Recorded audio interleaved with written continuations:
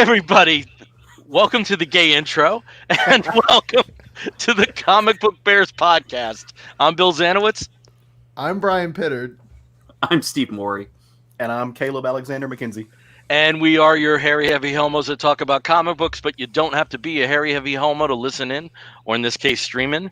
And this is our first show of 2021, which so far has been hold my beer to 2020 in some sense. But we're happy to be back with you. Again, first show after the holidays. And a lot going on in our world here. And it's nice to have conversation with you fellas as a distraction, and nice to have comic books as a medium that we can retreat into. As I said before, I really do wonder what life would be like if there really was an Amanda Waller.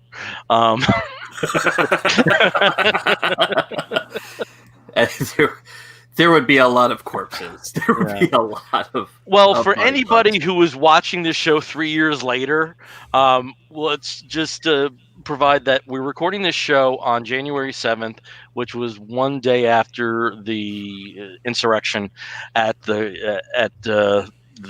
Congress last night. Do we have a name for it yet? There's a lot of good names. There's a lot of funny names. What was it? The 4-hour insurrection. The worst Les Mis production ever. Yeah. Yes.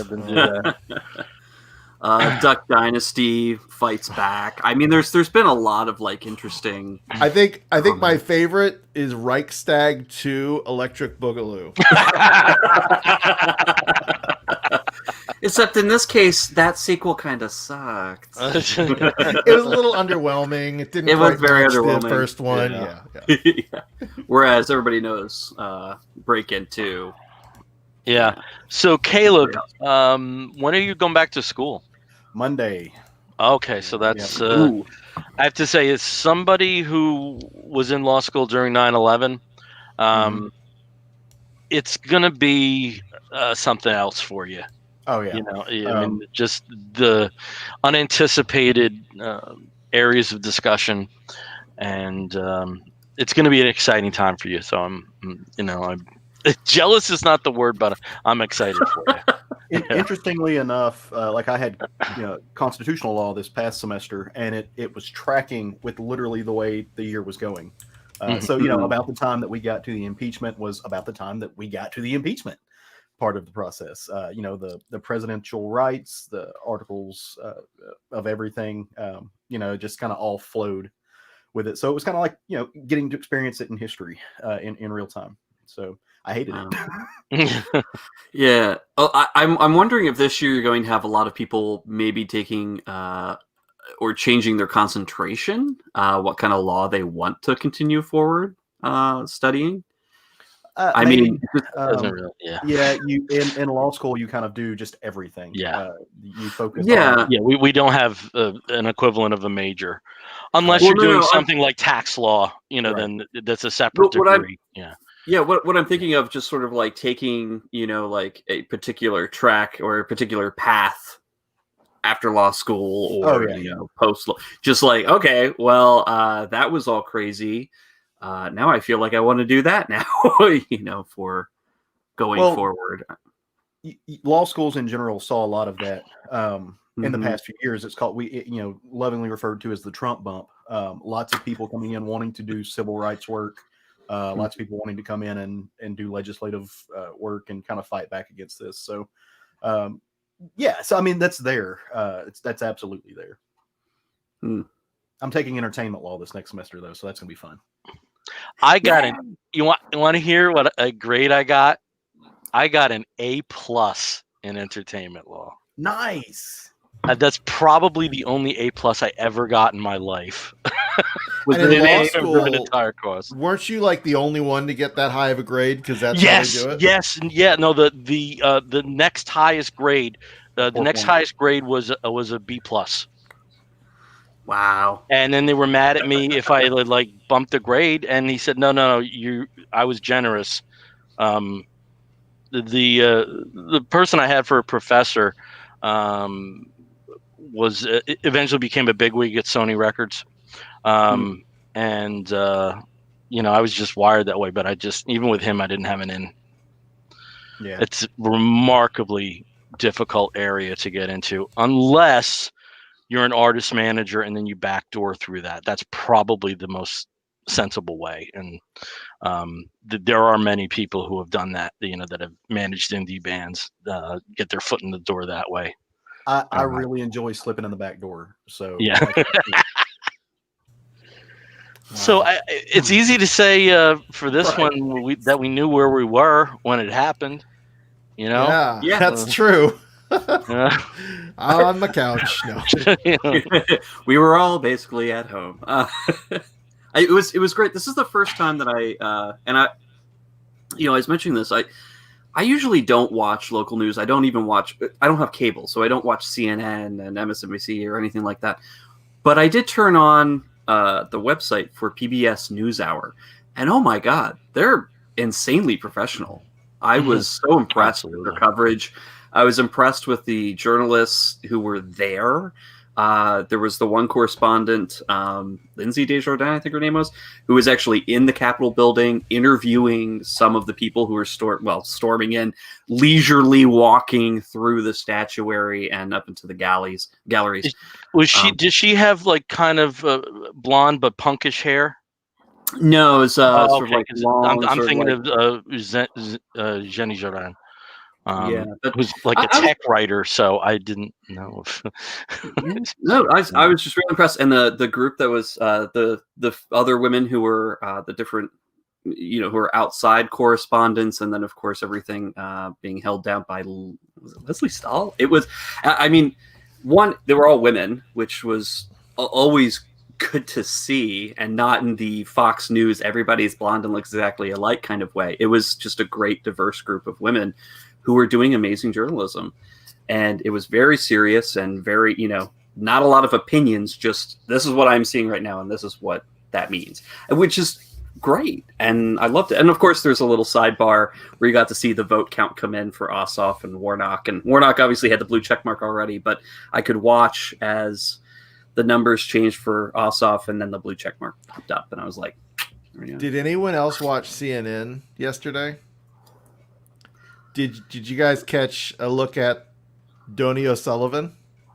No, they came in later. I posted in our little private chat, and I'll share it in the comments. You should check out Donny O'Sullivan. He's our new favorite eye candy on the news. He's the cutest little Irish cub you've ever seen.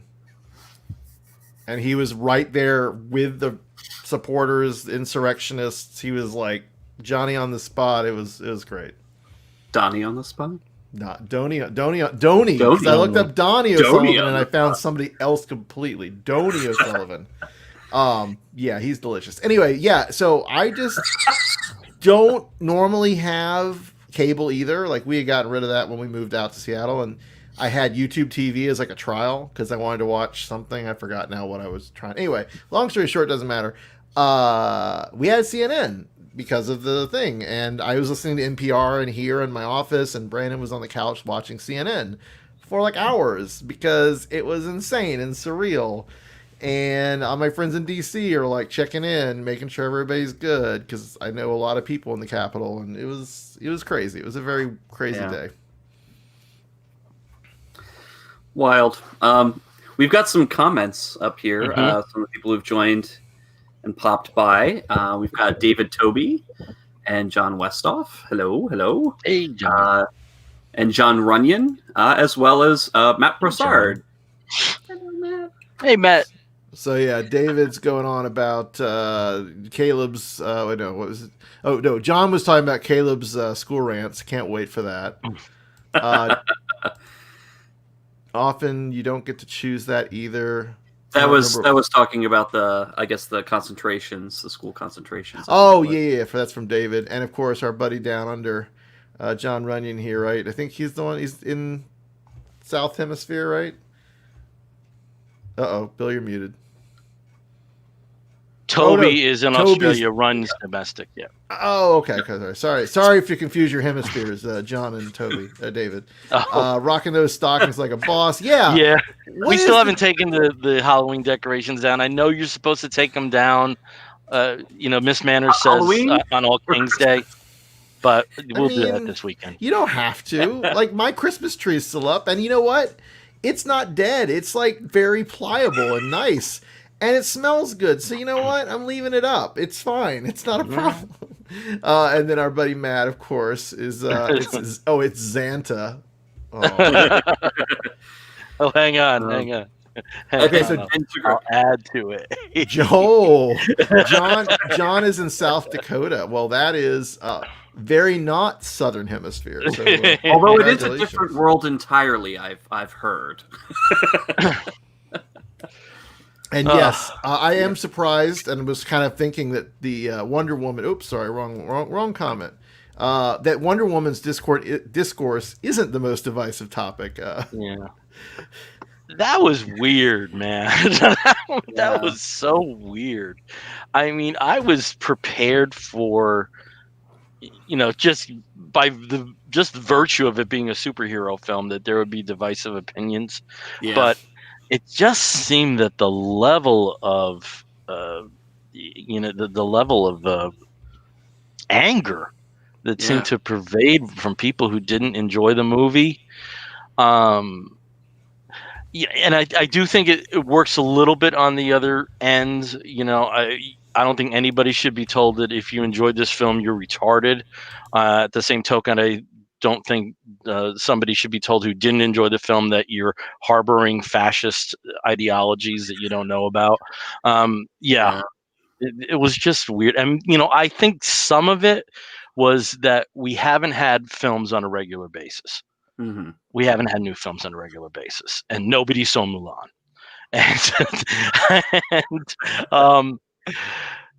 and very few people saw Tenet until this now, and I think that I think people were kind of chomping at the bit and took it a bit too far, and it was especially sad because some of the most negative comments I saw were from people I really like, friends. Yeah. In the end, it's just a film. I really stand by the expectation management, because I think people were it was such a tease to have it originally coming out in the summer and then getting kicked back. No fault of the movies. That's just the way the pandemic and craziness happened, right? So there was already that delayed gratification angle. And then at the end of the crazy 2020 year, this Christmas present that you were going to get at home, like in the comfort of your own home or in the theater. I actually talked to someone today who went and saw it in the theater, and I was like, blew my mind. But like all of those things combined for people, like they had put so much hope and excitement into it. Then it was not the best movie. I think we can all agree that it was not as good as other comic book movies, or even maybe the original. Like, it's close, if not less, Oh, I don't think it touches the first. Right. So, some people really liked it. Anyway, long story short, all of that is like the perfect storm of outrage. Yeah. And then people did have legitimate like issues with it that we can talk about too. So, all of that combined, it's the internet. People have their opinions. As long as they don't cause an insurrection, done, right? They're not storming the gates of like Warner Brothers Studios right now, trying to take props. I think that is really interesting. That we had immediately after the movie came out, Christmas Day. You had people at both extremes. There wasn't a lot of nuanced thought or opinion about it, which is rare. I mean, usually when you see something like this, there's a lot to compare it to. And like you said, there wasn't a lot to compare it to. If the pandemic didn't happen, we would have had both Black Widow and Wonder Woman 84 within a month of each other, or a couple months of each other. And so people would have been doing a comparison of like, well, which female-led superhero film was better, like the Marvel one or the DC interpretation, and how this worked, and what was the, I think there was a lot of stuff that would have tempered probably any kind of extreme opinion. Mm-hmm. But there was nothing else. There were no other, things that could have tempered or softened any kind of the opinion or changed the direction of a debate. It just became, this was amazing or this was shit, and there was just no like, didn't feel like there was a lot of critical thought into it until probably a couple days or a week later, probably after everybody like regained their consciousness after being knocked over by all the opinions on one side or the other. So, and then there's things that just blow me away. Like if I don't enjoy a film, I don't watch it 4 times. Right. You know, that by the eighth time I saw it, I hated it more. Gonna kick in for you. You know, it was.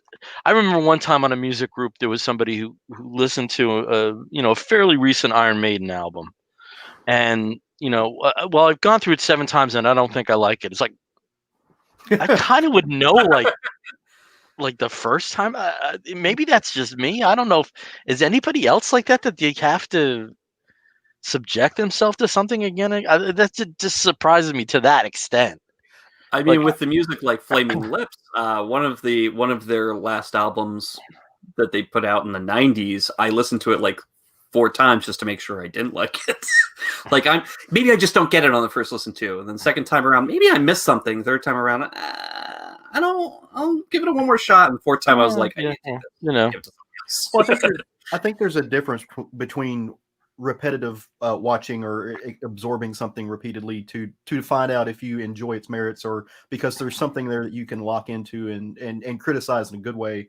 And there's a difference between that and hate watching something. And I think a lot of people in our world, for some reason, that's something that people have started doing. They literally hate watch something. They go into something that they know they're not going to like for the sole purpose of ripping it apart, be it if it's comics or a film or music. I just don't understand. Like, what a waste of time. Yeah, who doesn't have better things to do? Like even like things that are viewed as quality projects, like The Revenant, that movie, The Revenant. I can tell you, I would not enjoy that film. Right. I can tell you, I don't necessarily appreciate a lot of the director's work. The subject doesn't appeal to me. It's nothing I would enjoy. I don't, if I was like maybe on a movie podcast or had some kind of thing where you would kind of have to, at least, give it the old college try and, just to cover the basis for a major film. Like, with us, I think there are, at some point in the game, we will have talked about The Walking Dead or, another marquee thing, whether it's a favorite of ours or not, at some point in, and I guess comics are a little different because it's not the same kind of release issue.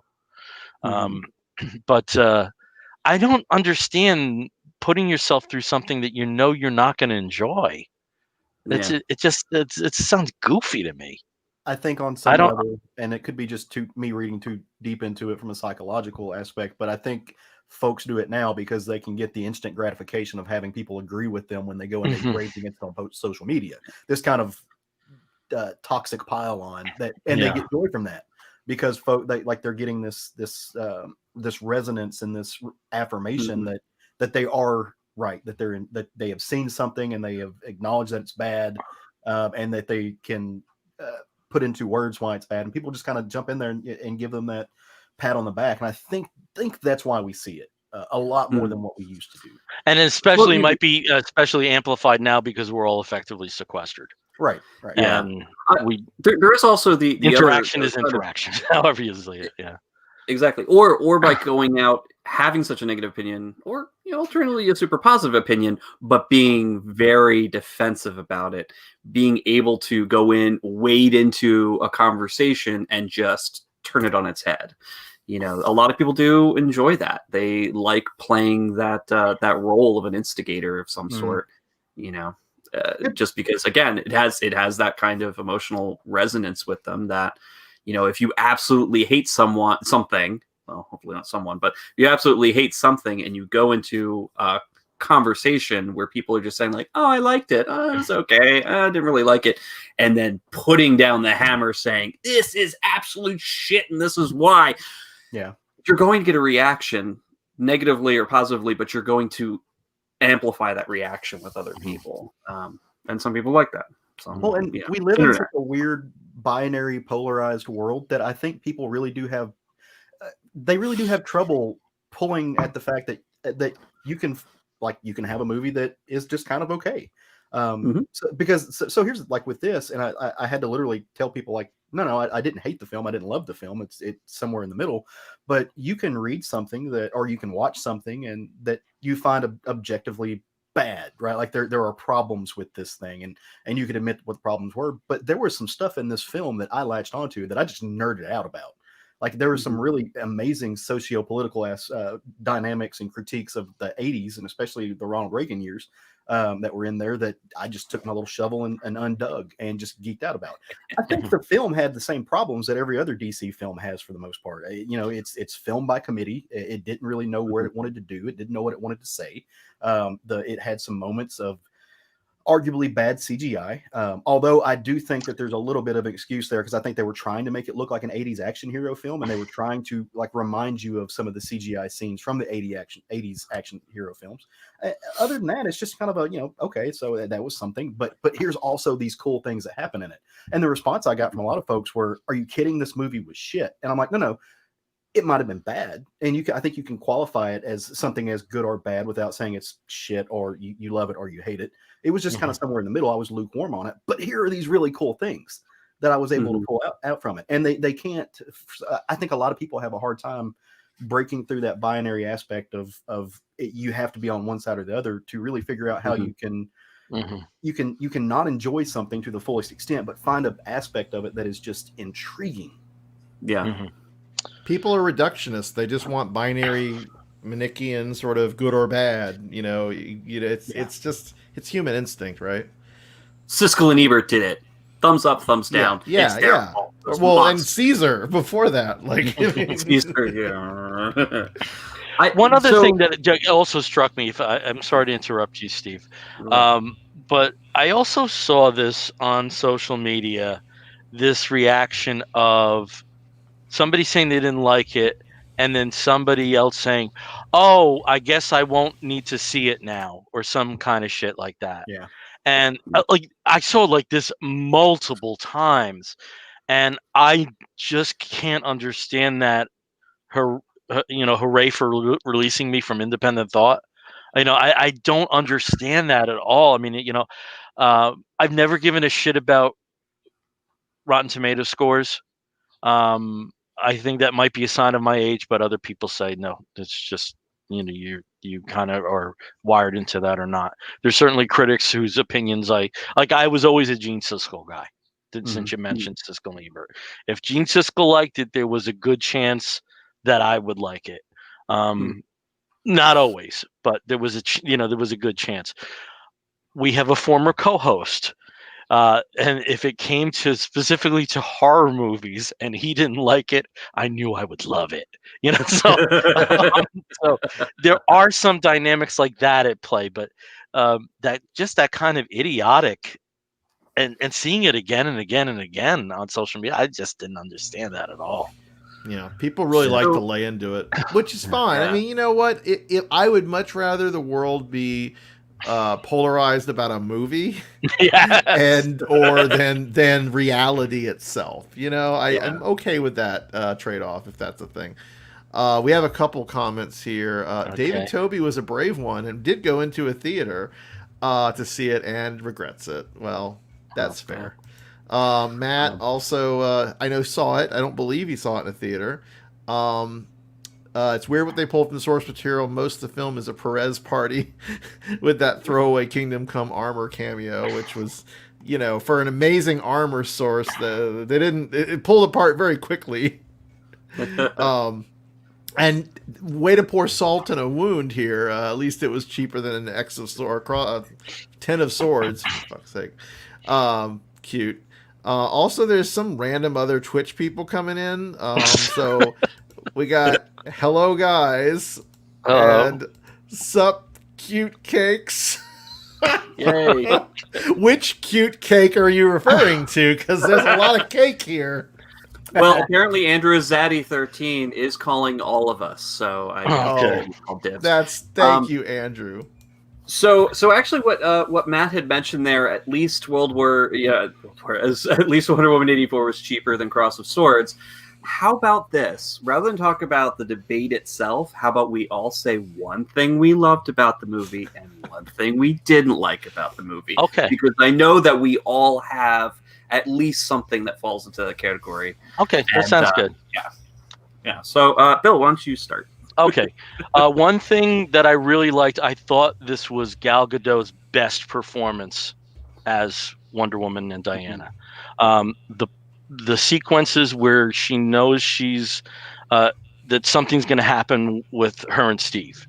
I don't want to spoil anything, but that felt like true emotion.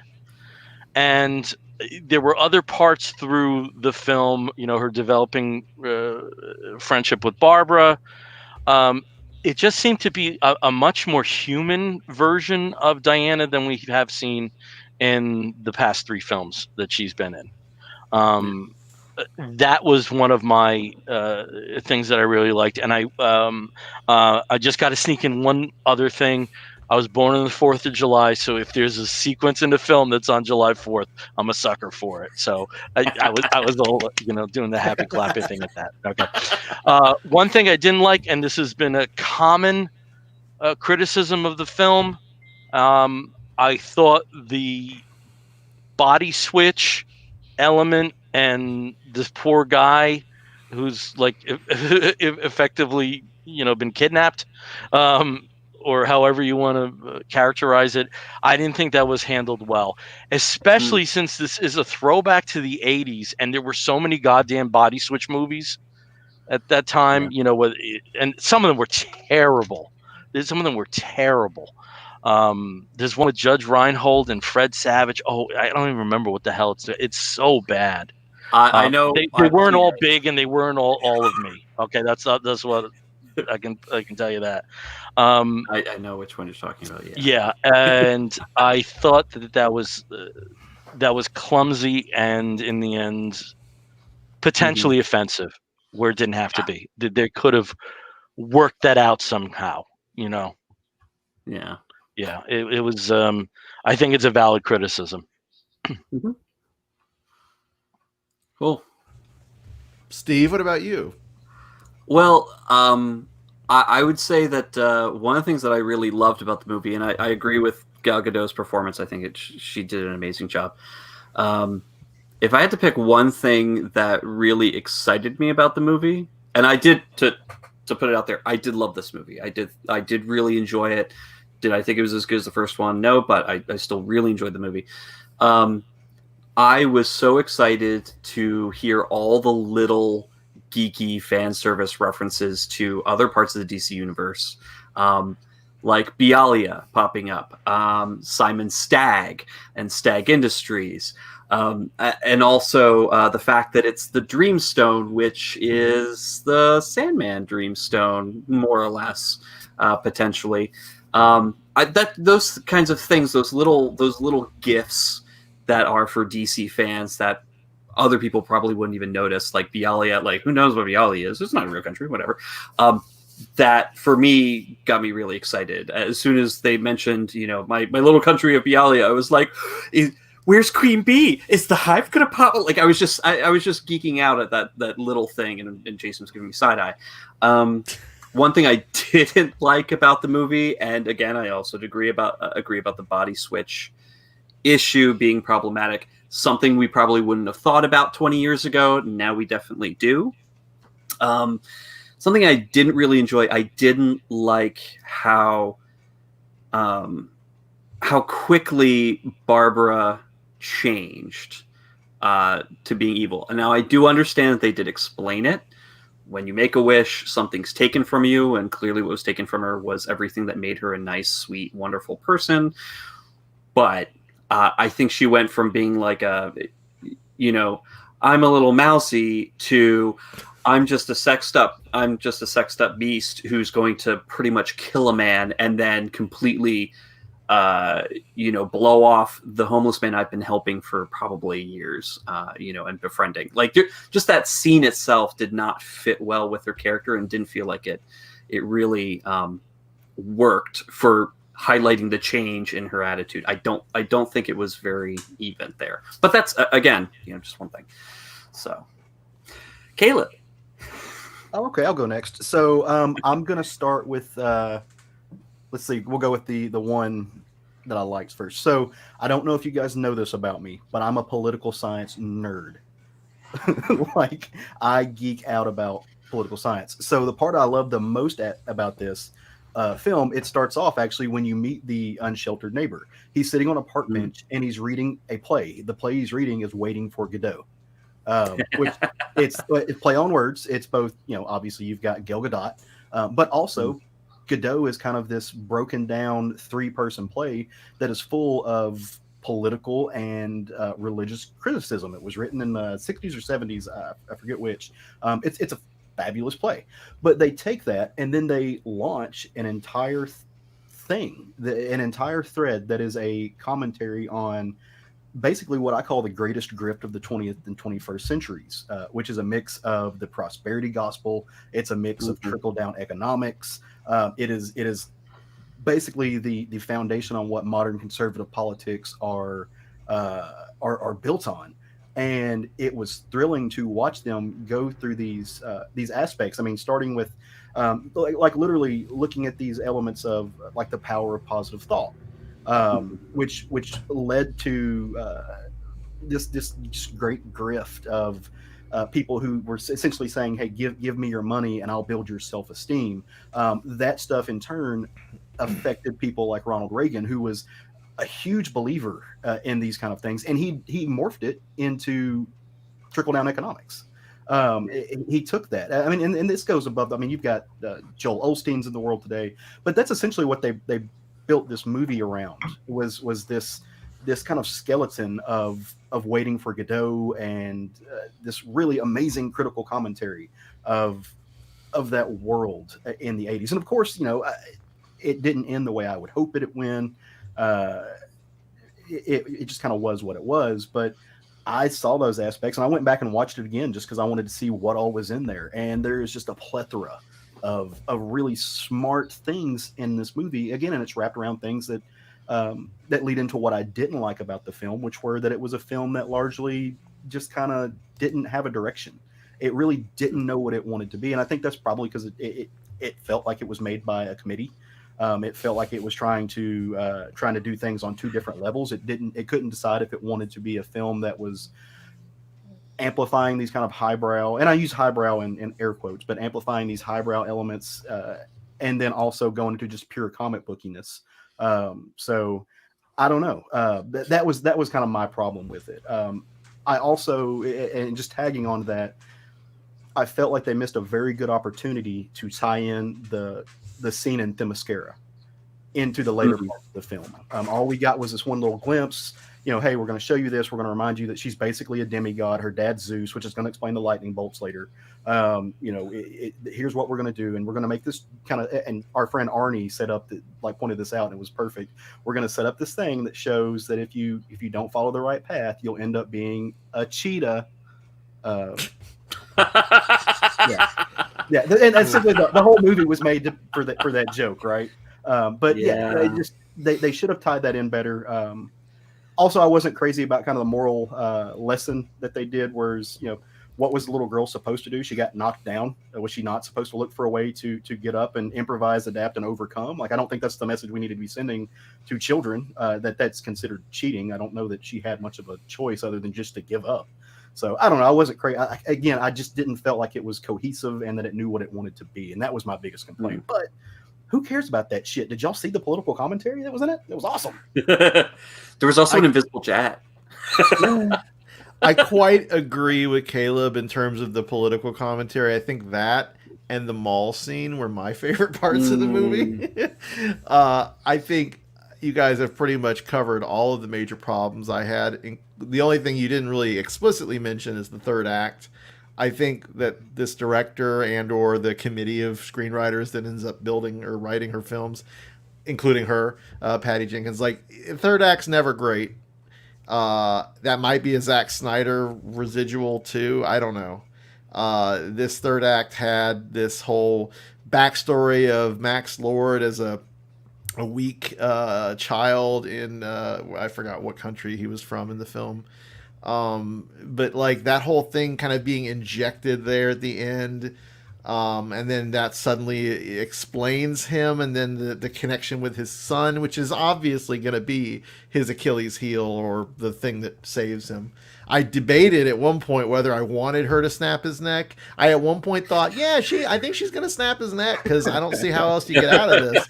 But then I'm like, nah, I don't want that again. That's very Man of Steel. Yeah. And as much as I'm sure there was a version of this where that was on the table, because Caleb, you absolutely nailed it. This was a movie by a committee, undoubted. I mean, it had 3 screenwriters, right? I don't remember the third one, but it had Patty, Jeff Johns. So I would assume Jeff may have done the original treatment, but I don't know how the sausage is made, right?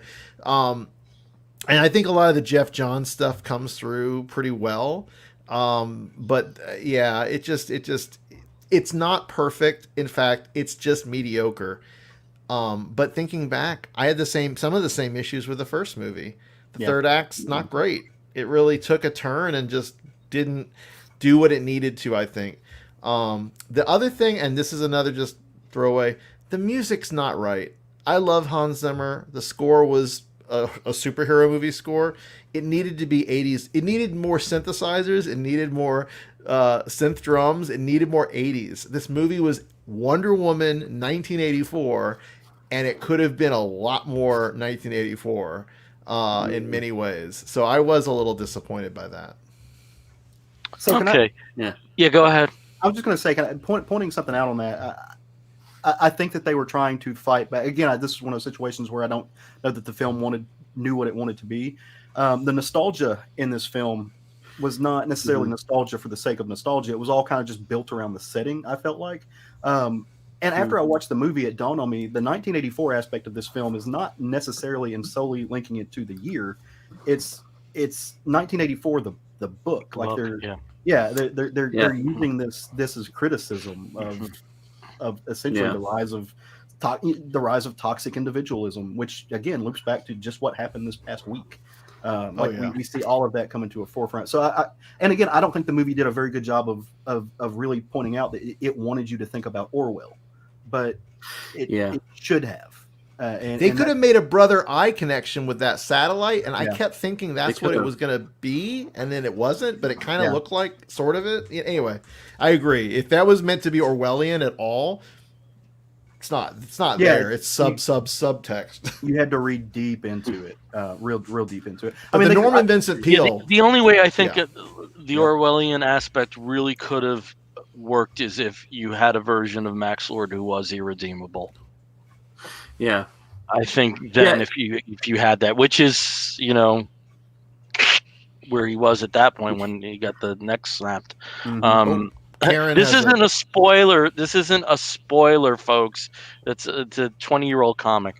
Karen has a good comment, and I didn't touch on this, but I know a lot of people have had issues with the scenes in the Middle East, and this kind of gets to a little bit more than what's on the page with Gal Gadot and her nationality. And because I actually thought some of the Middle East, there were aspects of the Middle East that I thought were well handled.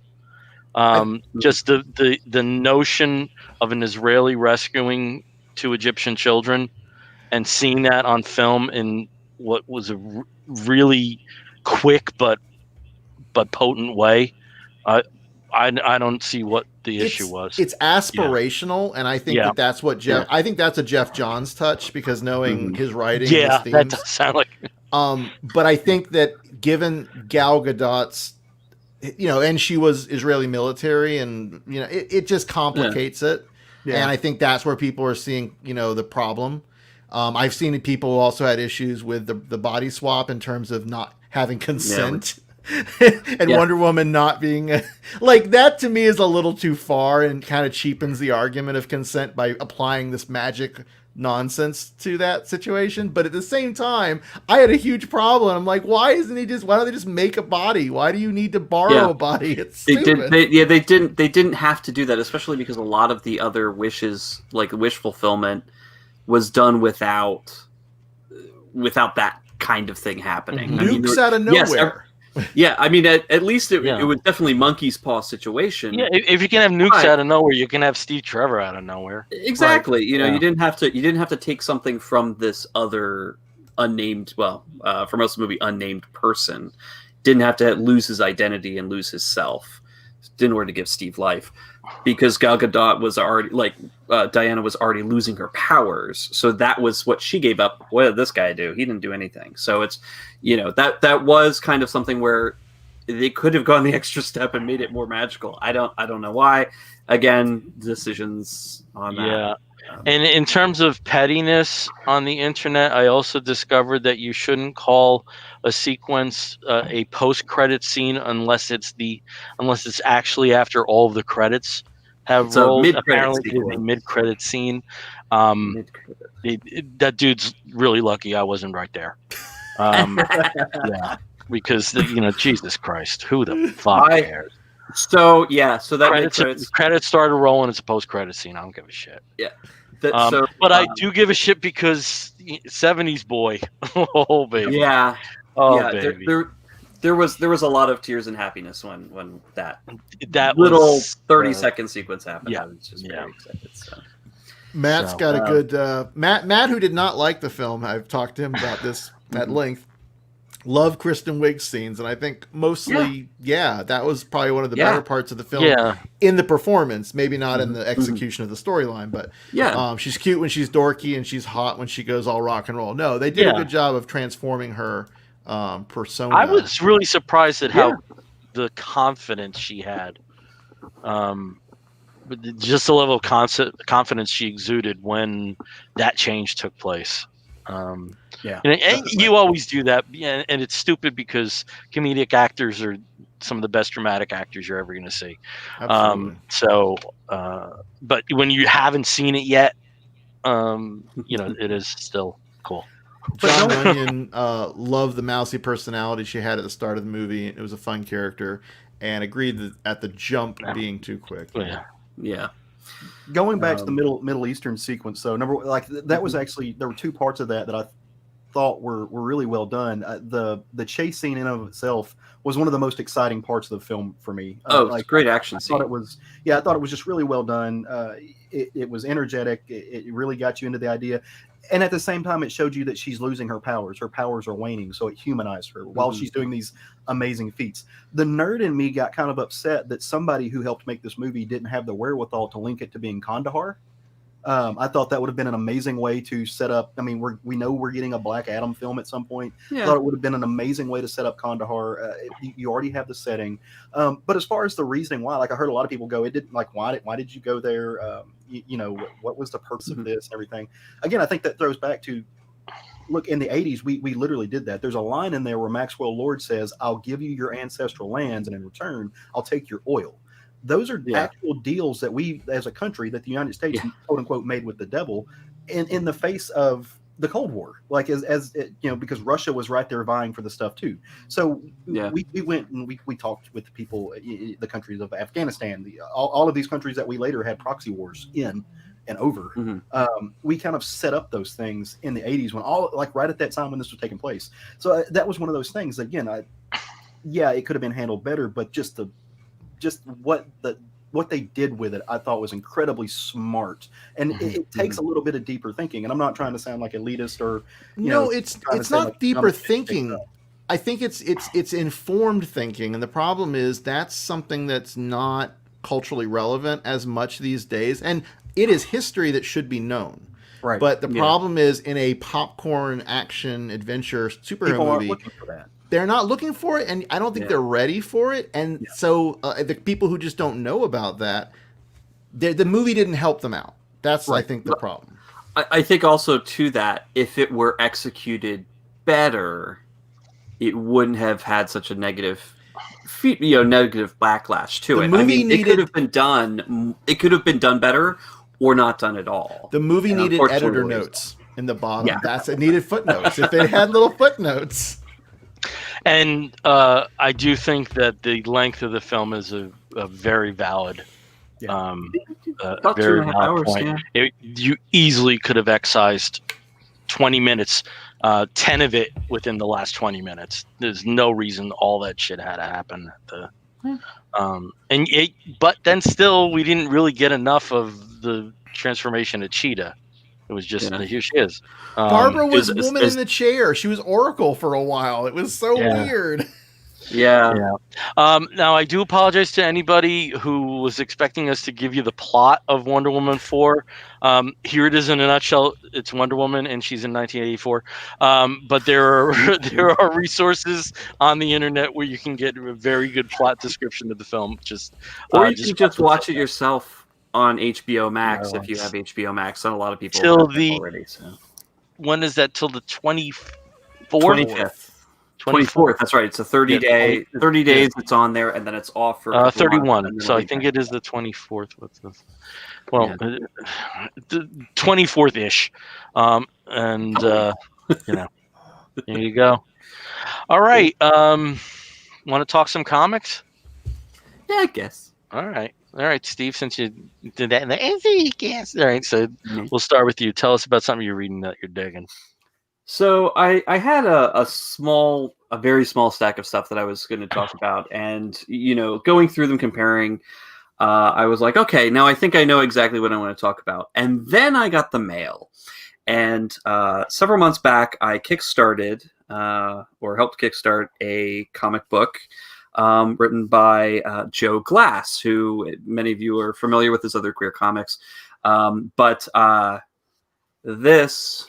Glitter Vipers.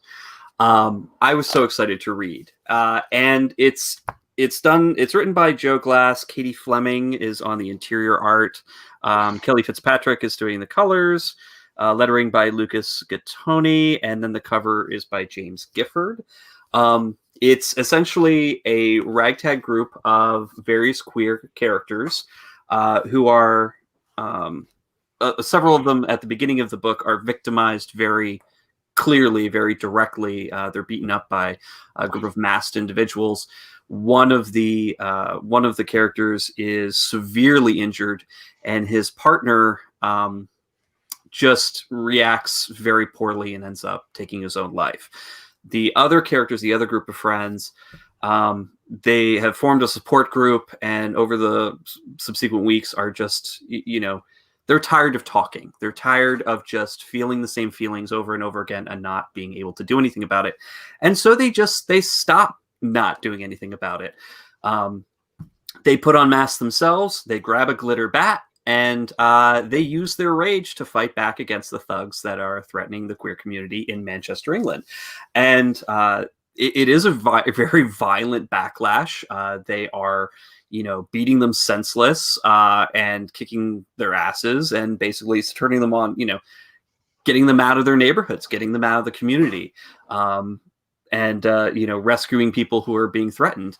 The police are doing nothing, and so they feel that vigilantism is the only way to really go. They repeat very clearly, and this is it's a very interesting book because it's a very angry book. And, for such a, clever cover, and it seems kind of fun and fancy, glitter vipers. Oh, this is great. It is very angry, and it does wear its very political heart on its sleeve. So you do know what you're getting into when you're reading it.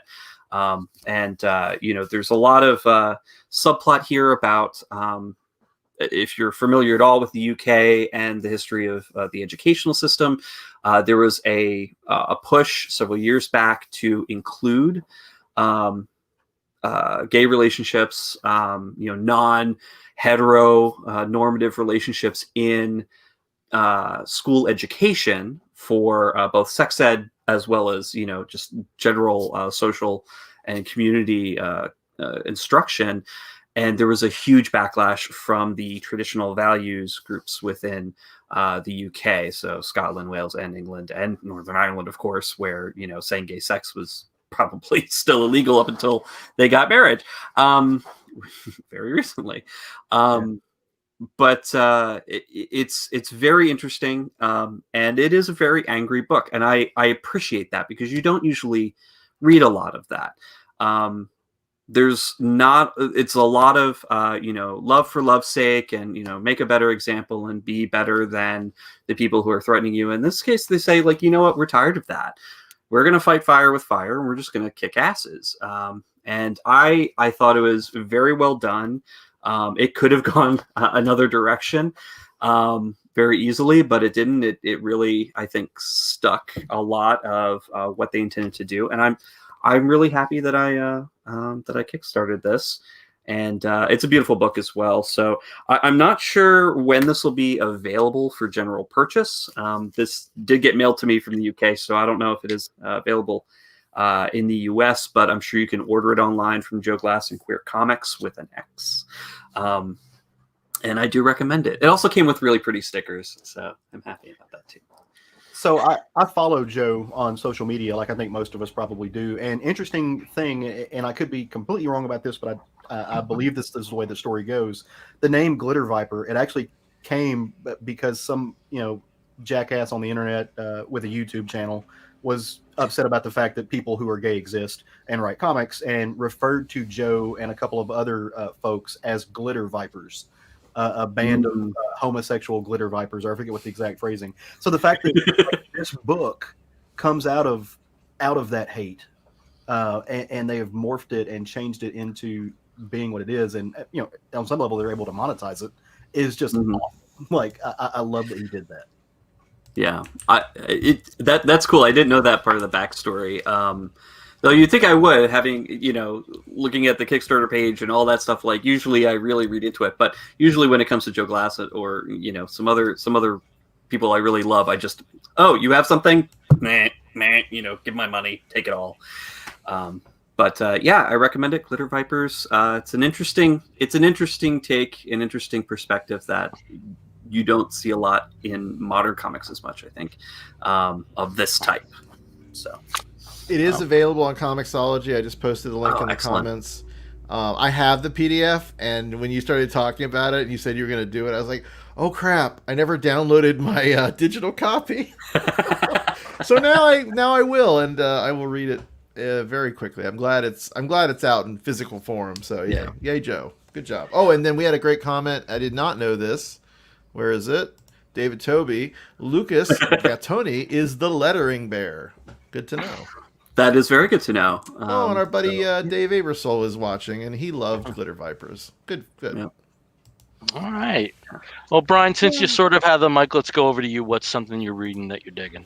So it's funny. I didn't think. I mean, we didn't plan this, but I guess both Steve and I, and maybe more, are talking about the Kickstarter projects that we backed. Okay. So I kickstarted Insider Art.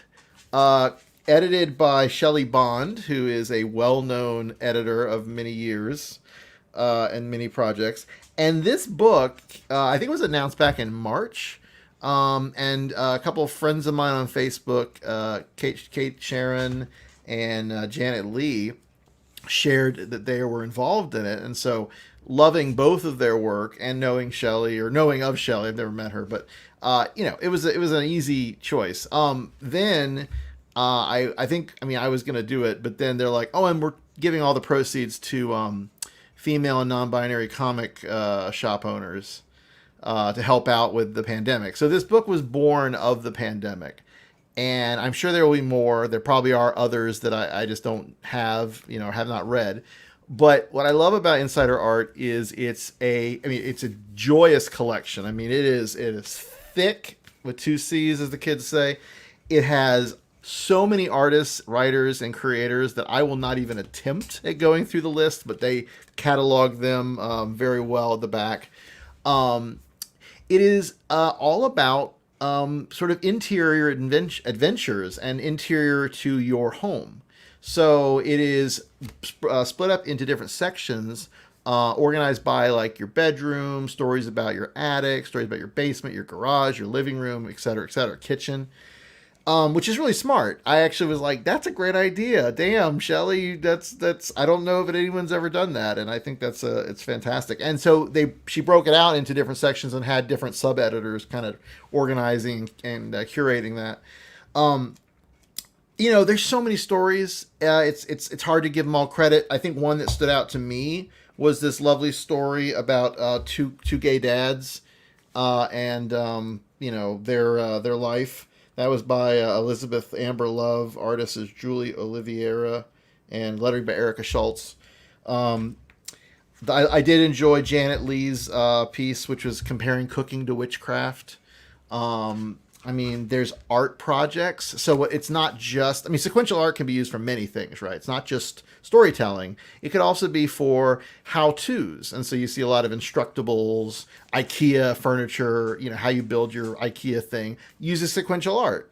So they did that here by giving little projects that if you're stuck in quarantine at home, you can also make. Some of which I definitely am going to do. This one's like cardboard crafts for kids. There was one I think that had like how to make really cool masks. There's like a lot of food centric ones in the kitchen section.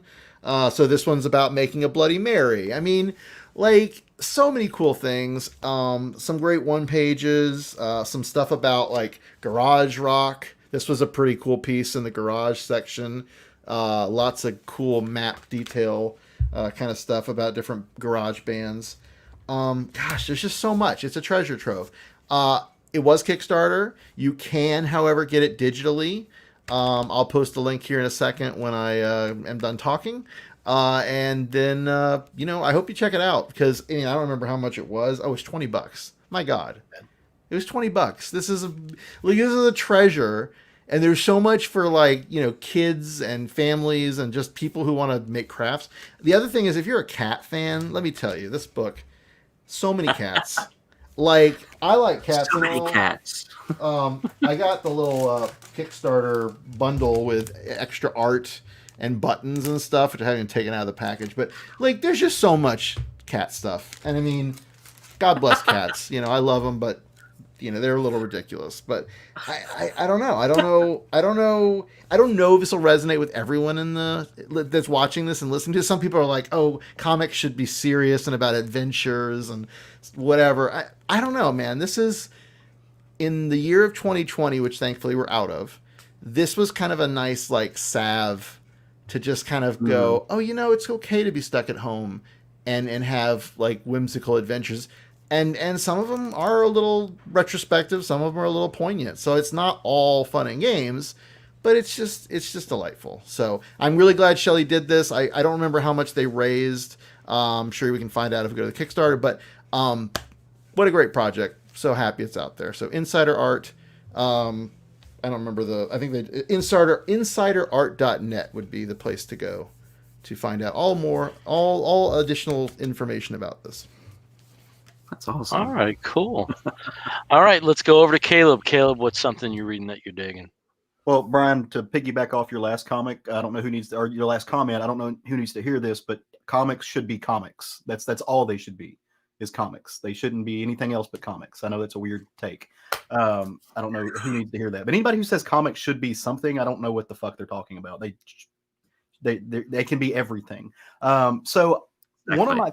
One of my favorite things about this time of year is the fact. So I'm in a couple of different comic book groups, as one might imagine. It's how I met Bill and Steve and Brian and everybody else. But a lot of times this time of year we do these little package swaps. We'll put our names in a hat and we send each other care packages. And sometimes you get stuff that you've already read. Sometimes you get better than worse. Regardless, doesn't matter. This year I did that and got a nice little box of kind of awesome stuff. One of which was this book right here called The Arrival by Philip Tan. Sean Tan, sorry. And I absolutely adored it. I'd never read it before. It's from 2006. It's actually a wordless comic.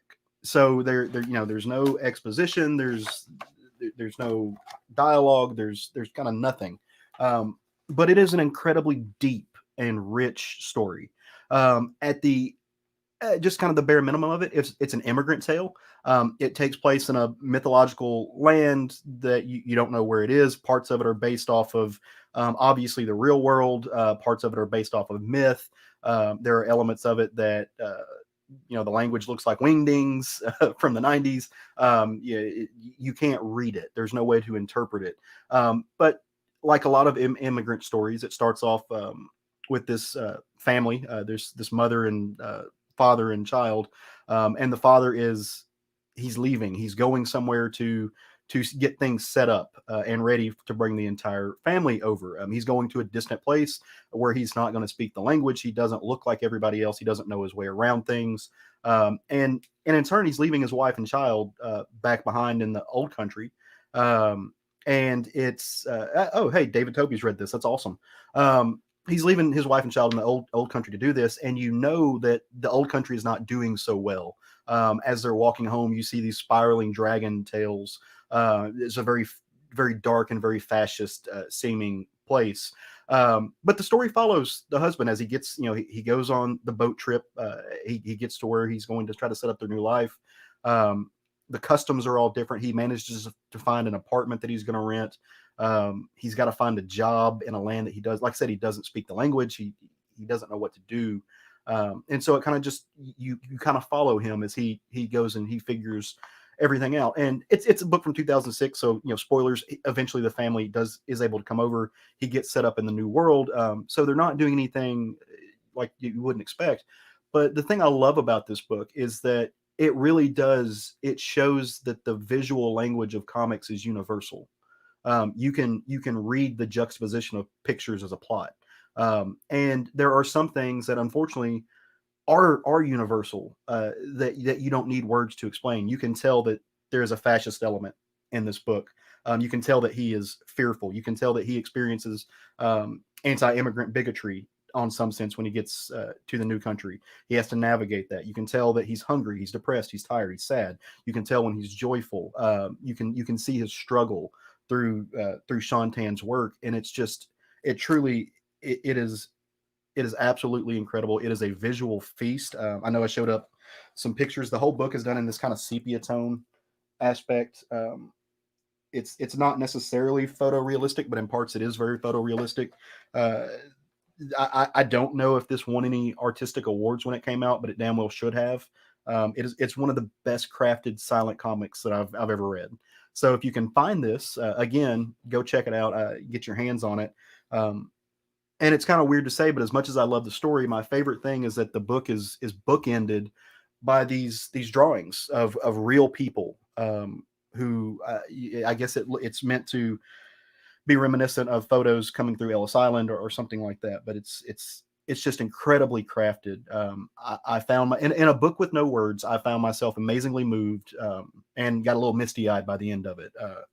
Also because it doesn't have a cat like Brian would want, but it does have this really cool little mousy lizard creature who you have no idea what it is. And he finds it in a barrel and it becomes his little pet and his buddy.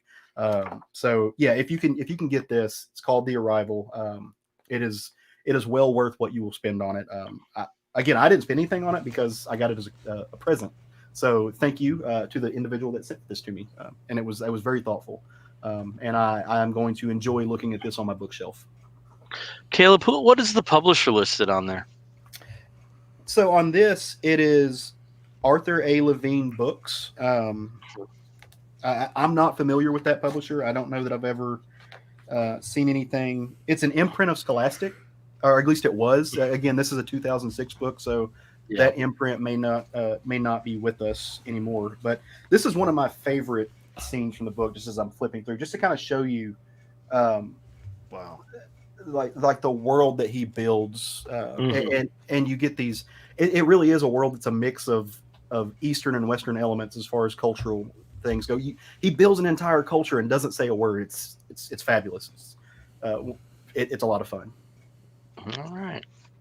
Awesome. Does sound interesting. We've talked about a few wordless books. What was the one I talked about for Hedra? Yeah, Hedra. Yeah. Incredible. And just to correct, interesting. Just to correct myself from earlier, I think I said Adam Glass when I meant to say Joe Glass. Those are two different comic creators. That was my bad. So, but I like Adam Glass too. So yeah. But Caleb, you're getting so much love. I have to throw Matt's comment up here. He wants his Google Assistant to read his calendar appointments in your voice. You're lovely. I think that's very true. I've got a terrible case of South Mouth. Nothing wrong with that. All right, so I guess it's down to me, and I guess it's down to me to represent one of the big two. So that's what I'll do. A couple of weeks ago, Steve talked about death metal, the last stories of the DC universe, and I'm going to use this as an opportunity to talk about the final issues of the death metal event. If these 5 issues if what came before was an 8th as interesting as what was in these 5 issues, I would have enjoyed the beginning of death metal far more. I mean, it was so meandering and ugly. It was an ugly book. I mean, there's no way to around it. And the overuse of the Batman who laughs as an adversary, and the dullness of Perpetua, all that stuff aside, we had in this a really nice wrap up for this miniseries, and it wasn't a case of like the last issue. Issue 6 is almost as powerful as issue 7. The first book I want to talk about in this batch is The Secret Origin, and due to, or thanks to, or despite Jeff Johns, one of the most divisive characters I would say in the last 15 years has been Superboy Prime. And what this book does is revisit Superboy Prime's life, his intention, his worldview, and whether it's the beginning or the end of his story, gives him a happy ending. And I kind of like that a lot, because of I do think using that character as a device in the way it was presented in Infinite Crisis and beyond, I thought that was really was really interesting and something unexpected. But what this does is,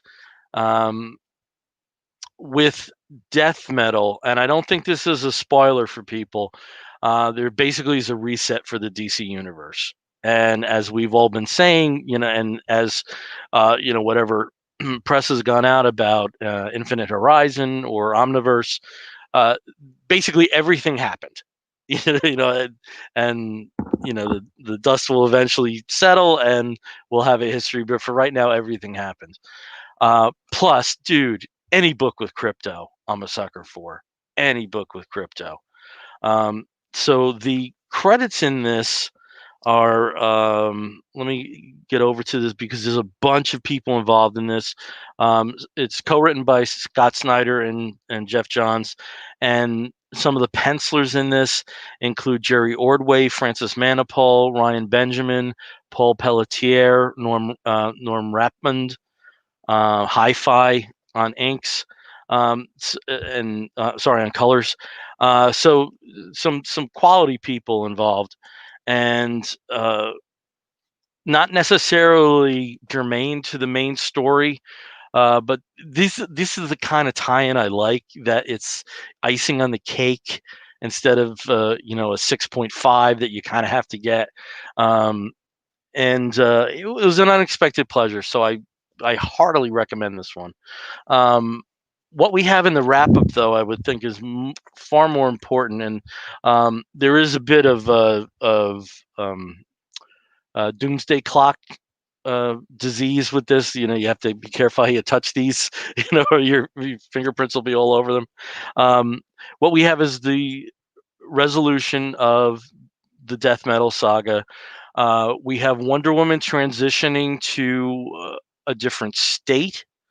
I'm trying to say things without it being a spoiler, but it also makes perfect sense why she's not in Justice League when that relaunches in March.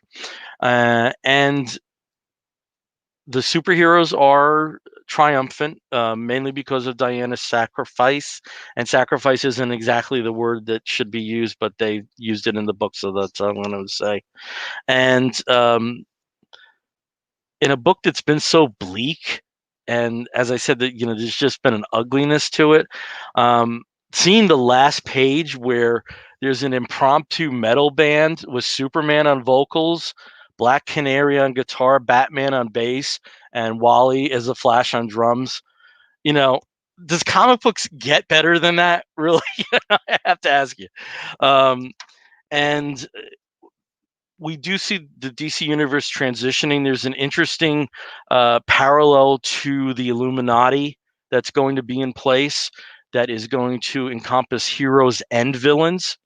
And the selections that were made of those individuals are really interesting, and I think can make for some really good storytelling.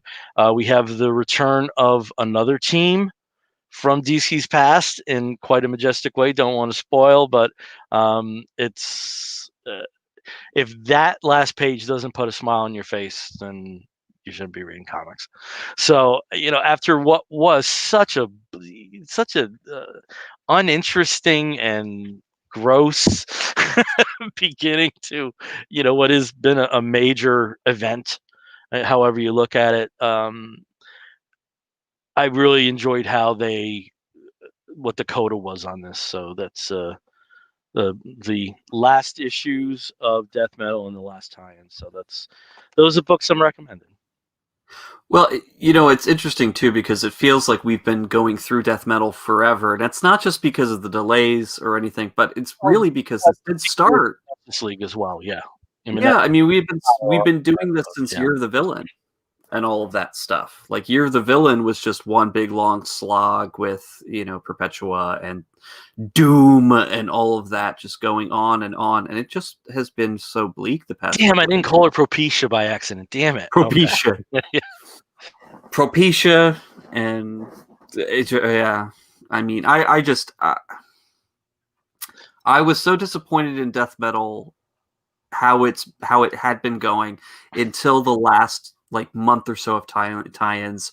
I absolutely agree with you on The Secret Origin. I think that book was so well done for a character who has been so hated for such a long time, for 20 years. We've hated this. We've hated this, and doesn't negate anything as well. It doesn't negate anything that happened. Yeah, it doesn't necessarily even justify how much of a shithead he was. It's like he was a shithead. Like, yeah, this tragic thing happened to him, and it really sucked. And he was in this kind of infinite weird time out of time for a while, with people who weren't his family. It doesn't justify how he was, but he at least gets to explain himself, right or wrong. And Crypto's there, and he gets a happy, he gets a happy ending. He gets to redo it, and I think that's where, it doesn't reboot the character, but I think it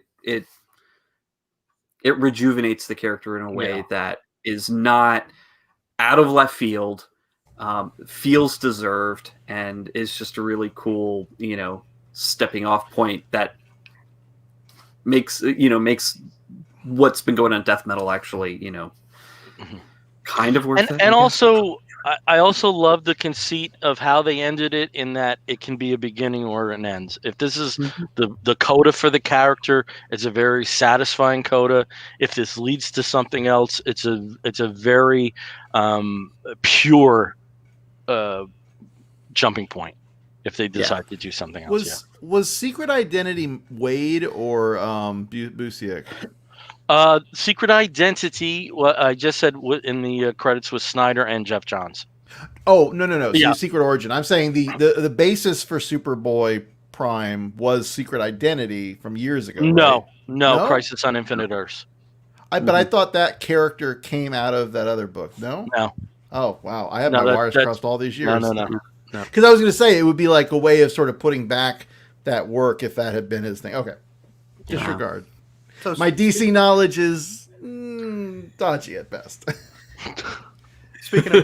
Speaking of jumping points, so I haven't read any of Death Metal, but I did pick up a couple of the Future State books this week, since they just came out. Have y'all had a chance to read any of those?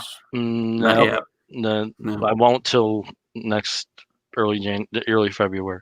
The Swamp Thing Future State book, and again, all of these spin out of Death Metal, and I really enjoyed the Swamp Thing thing book, and I haven't read any of Death Metal. So if you're worried, if you're watching this and you're like, oh, future state for the next 2 months, but I didn't read that thing, so I guess I'm not buying DC Comics. You don't have to. I had no problem figuring out, and the Wonder Woman book was great too. But cool. I had no problem. So if people are curious about that, don't let that stop you from reading these things, because they're fun. They were good. I liked it.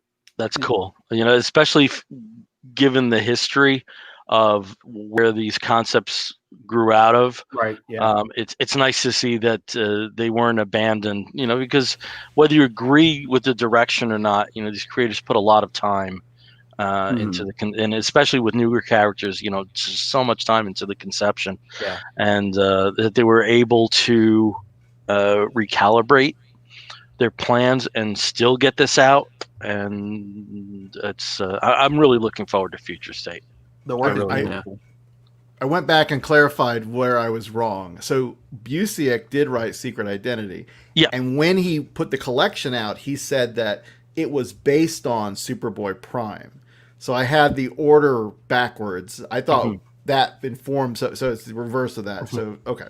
Now I know, and that tracks. And Wade's counterpart origin is Birthright. Got it. Yep. Yeah. Well, all right, cool. So I don't think we have enough time to talk about a second book unless you want to do it very rapidly.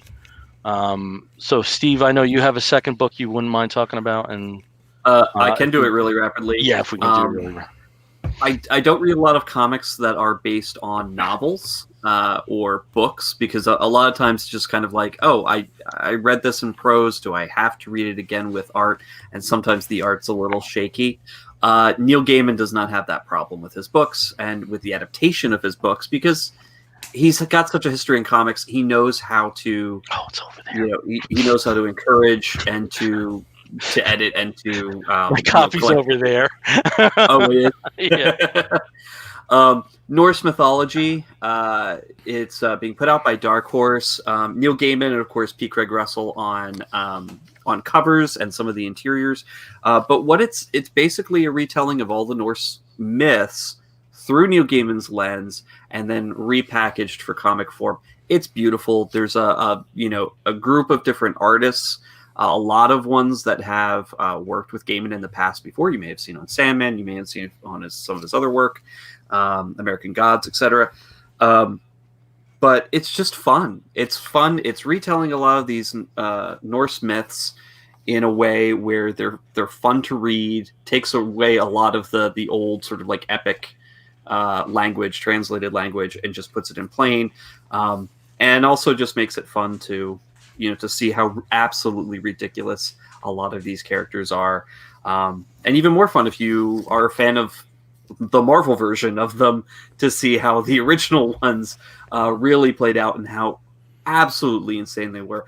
This issue incorporates a couple stories pointing out some of Loki's children, one of which is Sleipnir, who is Odin's horse with 8 legs, and Sleipnir is from Loki. He gave birth to Sleipnir because he became a female horse to lure away the horse of a mountain giant. Ended up being mounted by him, became pregnant, and had an 8-legged horse. Just fun, like just like you do. And then it talks about these things, and it's really funny. And the art is just adds another layer to it, because the artists that Neil is working with really know how to capture a lot of the humor and sarcasm that Neil kind of puts into his prose anyway. So you get a lot of these really great nuances. But I really recommend it. Norse Mythology from Dark Horse. It's issue number 4, just came out last week. But I think they are adapting the entire book. Somewhere in the last year, we talked about another P. Craig Russell project. Do you guys remember what that was? Yes. What was it? Because I read it as well. All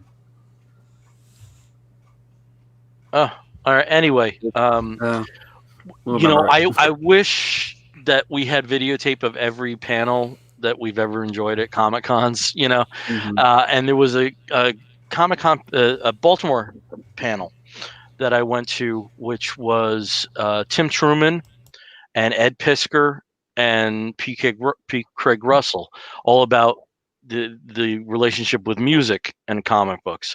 And you're talking about three very different musical styles. P. Craig Russell has adapted a number of operas into graphic novel form.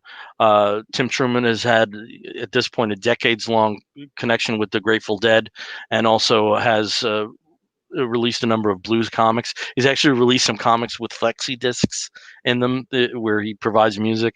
And of course, Ed Piskor was his relation to the history of hip hop. And it was interesting hearing the commonalities from three people that I guess because of the preconceptions you have about the music areas that they're covering, that there wouldn't be commonalities. It was fascinating discussion with the absolute worst panel host, but the panelists made it work, and I really wish I could relive that one, because it's one I would pass off to people who do have a foot in both worlds in terms of interest. So at some point we'll remember what the big Craig Russell thing, but as I said, Steve, it also is a book that I'm getting. So, Cool.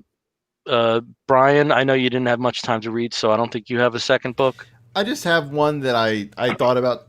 It's not much to read. It's basically a picture book.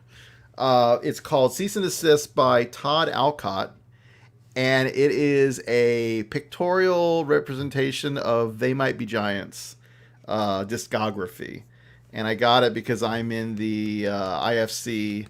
The what does the IFC stand for? Oh, I can't remember. It's the They Might Be Giants fan club, instant fan club or something. But yeah, so it's beautiful. I mean, I feel like They Might Be Giants. You can flip through this and just see all of these beautiful renderings. Some like mixed media, some illustrated. That just reference song titles, lyrics. Pretty much anything and everything from They Might Be Giants. So, I'm a big They Might Be Giants fan, as you can probably now tell, because I'm in their fan club. I've seen them 7 times, I think, at this point. I think this book will be published if it's not already out in the street. I don't think it's just for us, uber They Might Be Giants fans. So, yeah, if you're interested in They Might Be Giants, look for Cease and Desist by Todd Alcott. Okay, cool. Thank you. Statue got me high. All right, so let's go over to Caleb. Caleb, what's another book that you have that you might want to really quickly talk about? Yeah, just real quick. A book from way back in the day when there was a little company called Vertigo that came out, written by a guy who has become one of my favorite writers. Like, I'll pick stuff up if I see his name on it. Robert Venditti. Drawn by Kevin Moore with Andrea Moody on the colors, which I thought was very interesting because I've become a big fan of Moody's art in the past few years as well. But it's called 6 Days. And like I said, this is from Vertigo. It's an older book again. This book took me by surprise. Normally, I don't like war comics. War comics have a really bad habit of, I think, glorifying and glamorizing a terrible thing. So I tend to stay away from them. But this did not do that. This is a very, it's a book that it takes a look at this unit of soldiers right after D-Day who gets their paratroopers. They get dropped into this small village that they're way off base. They're separated from everybody. The Germans are marching through, and they know that they don't stand much of a chance. And these soldiers do everything they do to, number one, take care of each other and to take care of the townsfolk. Doesn't have a happy ending. It's based on a real life event. So without spoiling it, and it tracks with the real history of it, because after I read it, I have to go to Google and find out these things, as you do. So he did a really good job of going through and really letting you know real aspects of who these people were, these real men who ended up not making it back home, but did some really heroic things in a hell of an environment. The art it was stunning. It's very, very emotive. It's kind of what you would expect from a Vertigo book. It looks and feels like a Vertigo book when it comes to the art. But no, like I said, it's an older book if you can find it. It's the incredible story of D-Day's lost chapter. It's called 6 Days. Venditti is such a good writer. Underrated by a lot of accounts. Mm-hmm. Like what he just did with Hawkman is something I can't. Yeah, no, we've talked about it many times on this show. Going back to EXO. Right. Yeah. He's Some very good stuff. Yep. Is it a hardcover? It is. The version I have is a hardcover. Okay. So again, shelf porn. Okay, cool. My quickie is Superman number 28 and Action Comics number 1028. And this represents the finale of Bendis's run on the character. 2.5 years. Can you believe it's already been 2.5 years? That Wow. Man of Steel number 1 came out in June of 2018. It's amazing. Not very, not really an epic story to wrap things up. These are very kind of intimate tales. Even though the Superman story is around an epic event, it initially takes the form of Lana Lang doing a blog post for the Globe, which is the Daily Star, which is the main competitor of the Daily Planet. This is the kind of that's not really important. But with both books, especially this one, because you get crypto, because crypto always makes everything better. You do have some really nice wrap ups. He's not, completely saying goodbye to the character, just on the basis of Justice League premiering in March. But there were things I didn't think he really stuck to the landing with. I don't think the original villains that he created were anything notable. Rogelgar or whatever the cloud fucking thing was. You know what I mean? Yeah. But I think he was very skillful in, it would have been very easy for him to say Jonathan Kent never existed, Connor Kent never existed.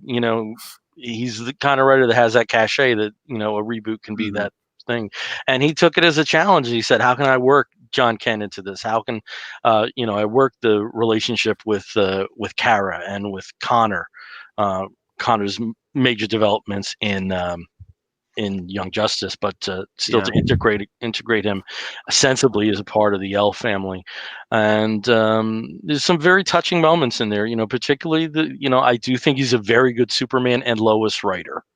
And, I do hope, whatever this next writer follows up on some things, because they're, it's not the least complicated relationship. And I think given that, there's a lot of stories that can be told, and stories that can actually affect the action stories naturally, because Lois, gets into trouble. So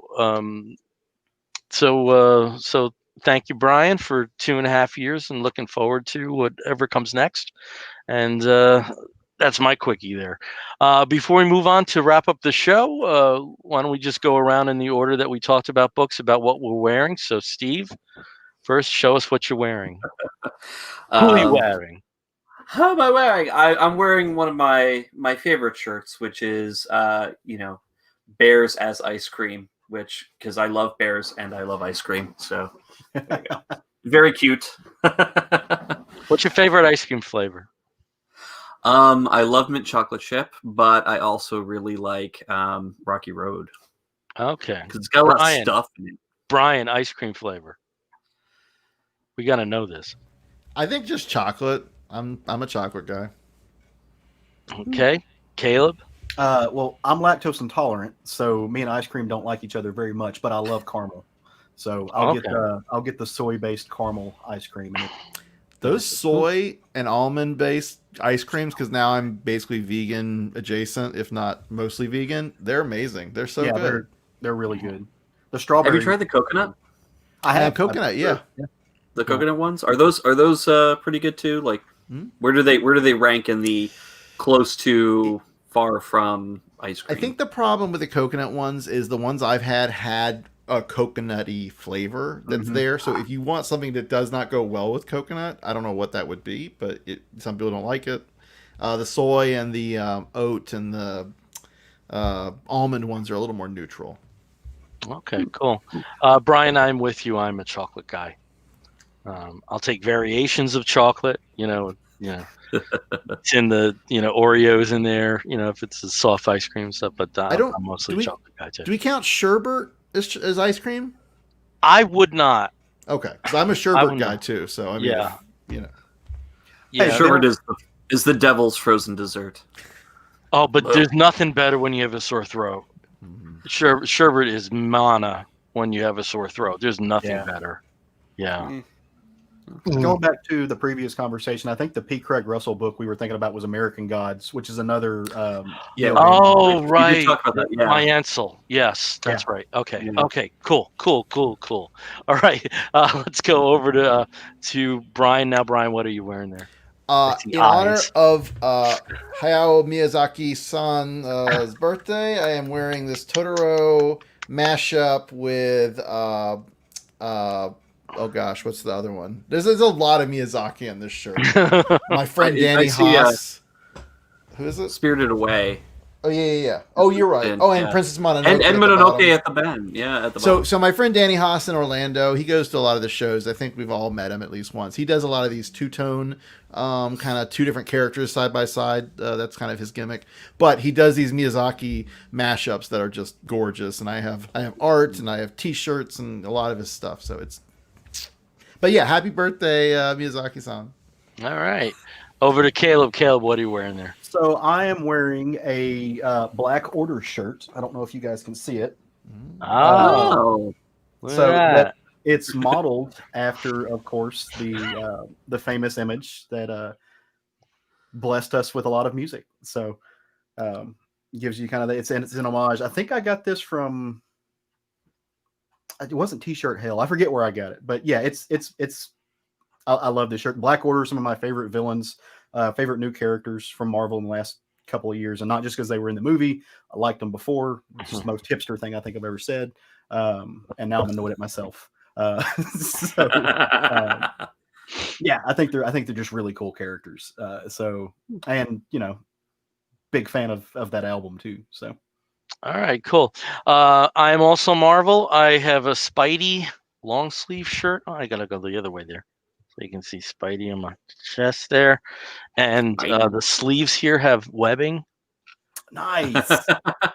So the back is the cover of Spider-Man 100. There's no way I can seamlessly do the back. So just Google what Spider-Man 100 ASM number 100 looked like.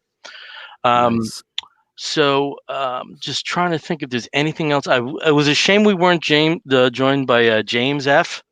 On the chat, because if you guys have been following him, he's been doing an X-Man per day drawing, but he's also doing them in the sequence that were effectively introduced. And I really enjoyed some of those. So yeah, check that out on his website. So hope you're doing well, James, and I'm sure you'll be joining us again on one of the upcoming shows. So I guess we should start wrapping up. And when we wrap up an episode of the Comic Book Bears, we do so with the segment we call the Woofs of the Week segment in the bear community. When you find a fellow attractive, you woof at him. And we do something very similar here. So we would like to spotlight or woof it's something that we enjoy, whether it's a comic book or a film or a television program or a charitable initiative, anything under the sun that we think you, fair listener or viewer, may be interested in sampling. I'll start as I always do with Steve. Steve, what is your woof of the week? So my woof of the week is it's something I've been kind of like wavering on whether it'd be something I would recommend or not. But I had the pleasure of watching Shadow in the Cloud over this past weekend, which, as a movie, it's not a TV show. As a movie, it is a wacky take on 1940s, air service war movie. It opens up with one of those really hilarious cartoons that I think we've all seen that was used for either propaganda or military training with a, dumpy Air Force dude and Gremlin. And, it's like the Gremlins don't exist. It's just laziness and you need to work well and be clean and blah, blah, blah, blah, blah. And that makes a good soldier. And that sets up the rest of the movie. So basically it stars Chloe Grace Moritz as a woman who is carrying a mysterious package and finds herself as she tells the commander of the Fool's Errand bomber that she's there on a secret mission. And the package that she has is extremely important. The all-man crew, of course, because this is 1943, is horrifically misogynist, thinks that she's an absolute joke, doesn't think that women should be involved at all in any way, shape, or form in the military, which, of course, we know historically whacks and, the women auxiliary forces were extremely important to the war effort for the Allies. They basically unceremoniously dump her in the bottom turret and kind of lock her in there. You don't get to see the majority of the flight crew for the entirety of the movie. For about 2/3 of the movie, you only get to hear them through the radio, where she's stuck in this turret. But of course, a lot of things happen. There's a strange creature that she spots outside on the wing that seems to be tearing parts of the plane apart. And of course, there are Japanese Zeros that are flying around that part of the Pacific that she has to somehow alert the fellow crew that does not want to listen to her because she's a woman. And they find her absolutely useless as a human being.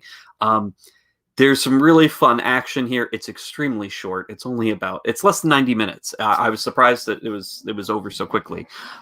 It's goofy. It's funny.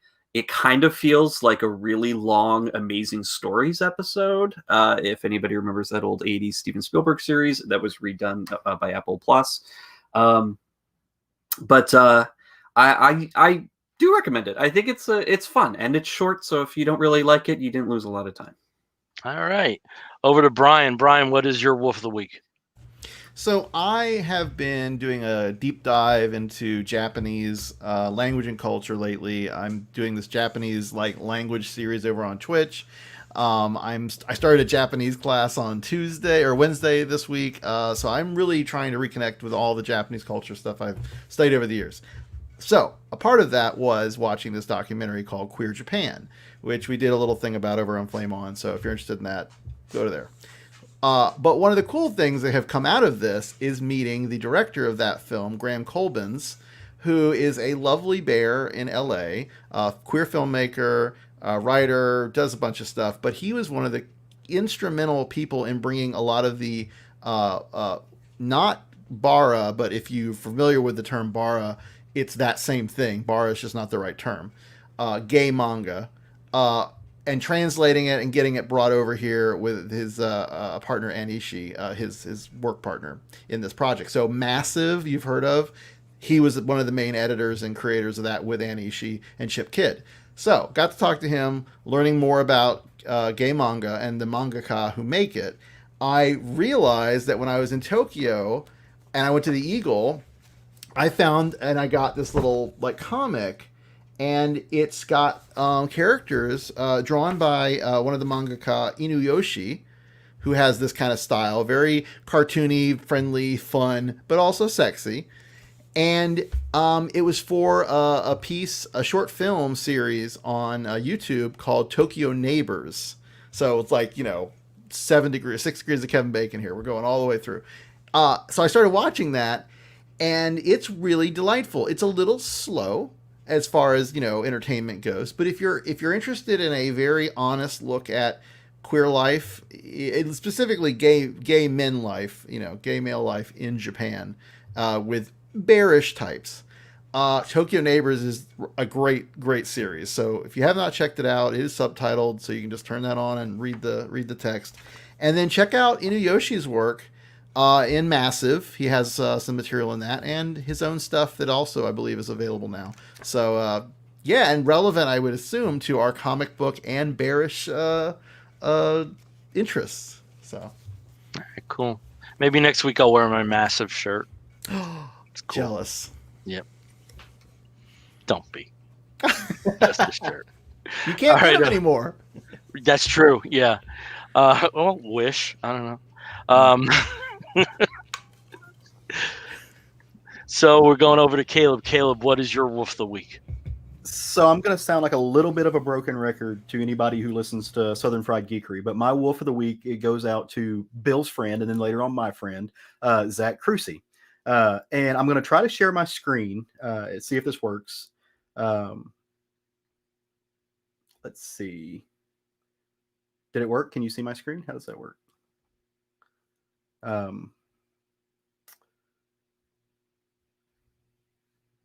So I don't know that it's working.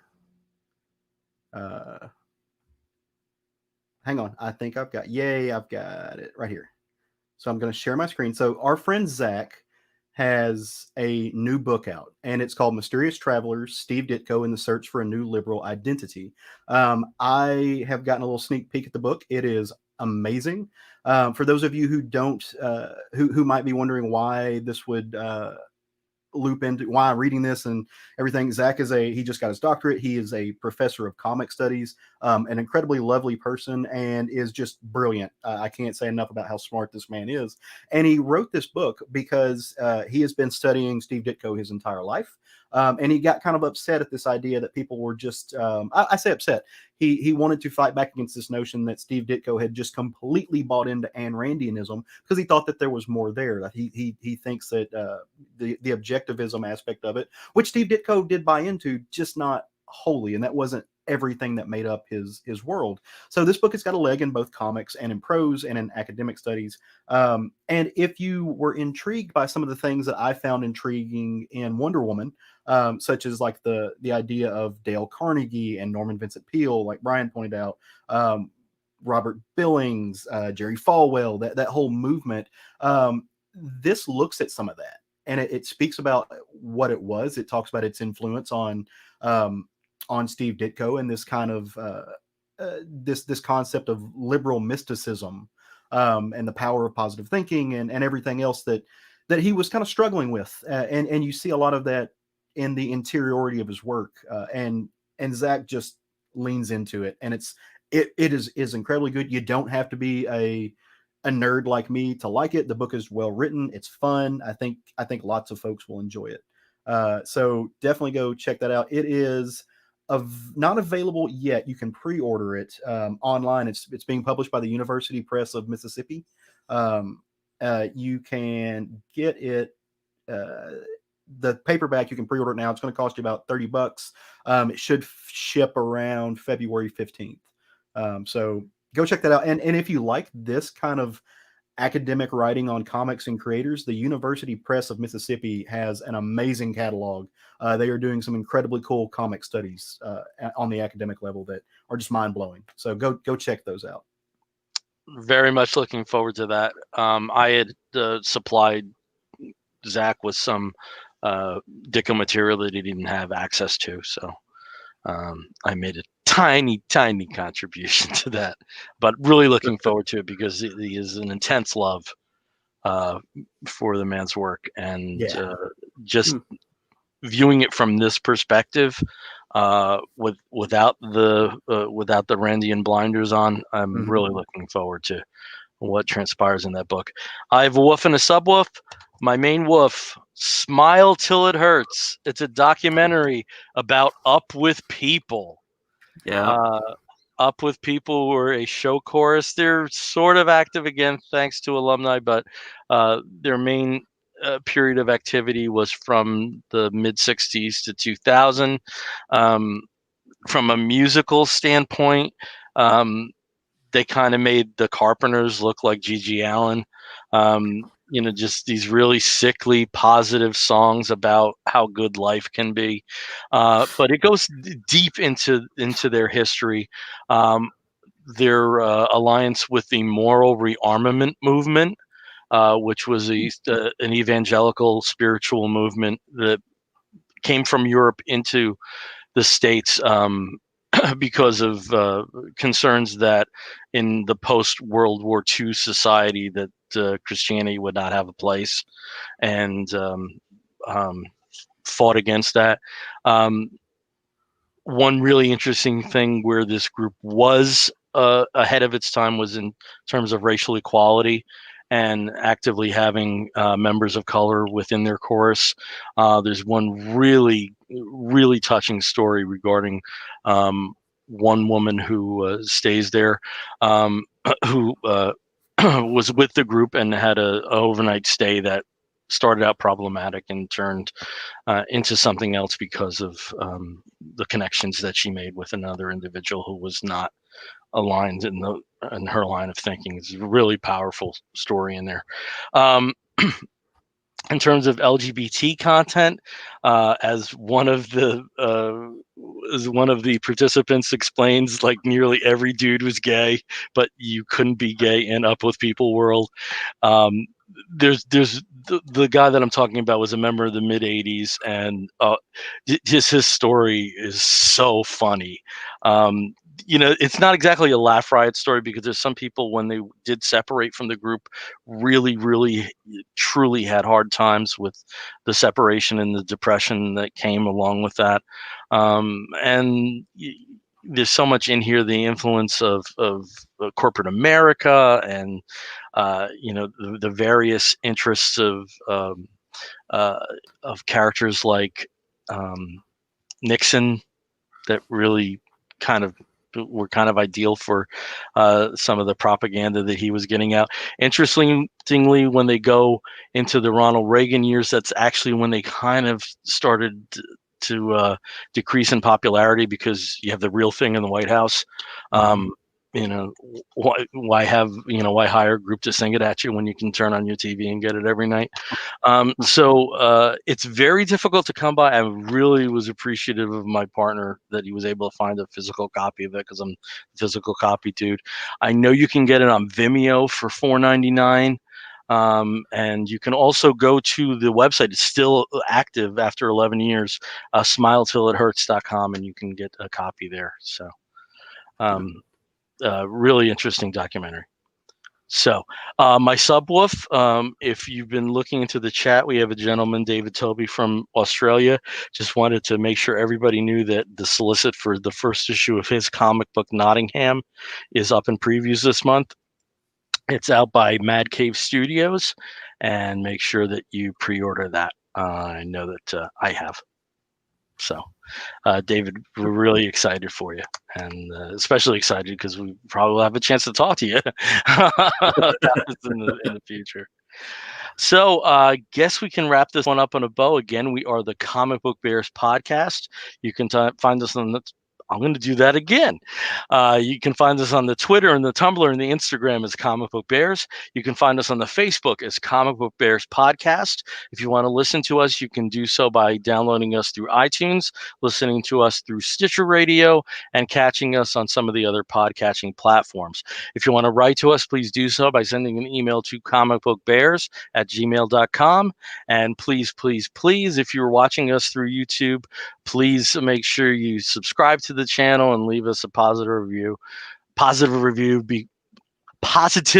because we are trying to expand our profile on that particular platform. So until next time, I'm Bill Zanowitz. I'm Brian Pittard. I'm Steve Morey. And I'm Caleb the Wonder Cub.